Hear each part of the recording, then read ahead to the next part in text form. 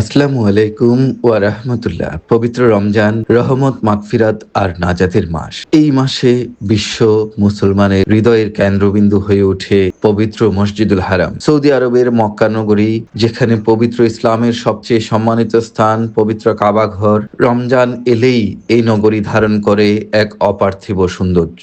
সারা বছর যা সৌন্দর্যে ভরপুর থাকে, রমজান এবং হজের সময় মহাসমুদ্রে পরিগণিত হয়। দিন রাত লাখো মুসল্লি পদভারে মুখরিত হয়ে ওঠে হারাম প্রাঙ্গণ। বিশ্বের নানা প্রান্ত থেকে আগত মুসল্লিরা এক কাতারে দাঁড়িয়ে আদায় করে সালাত। ভাষা ভিন্ন, দেশ ভিন্ন, কিন্তু উদ্দেশ্য একই, আল্লাহর সন্তুষ্টি অর্জন। রমজানের রাতগুলোতে তারাবির নামাজে সৃষ্টি হয় এক হৃদয় স্পর্শী দৃশ্য। কোরআনের মধুময় তেলাওয়াত মুখরিত থাকে পুরো হারাম শরীফ। ইমামের কণ্ঠে যখন আয়াত ধ্বনিত হয়, তখন হাজারো মুসল্লির চোখে অশ্রু ঝরে, হৃদয় নত হয়ে যায় মহান রবের সামনে।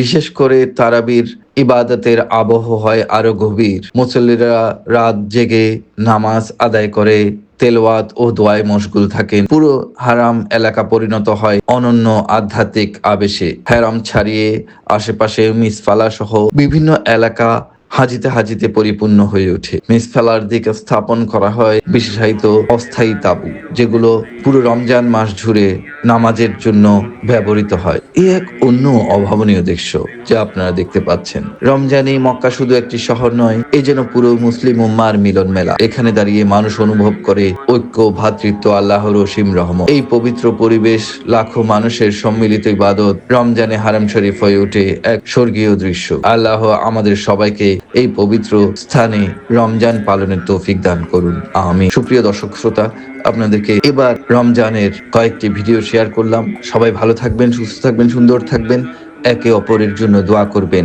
মির্জা ইমতিয়াজ।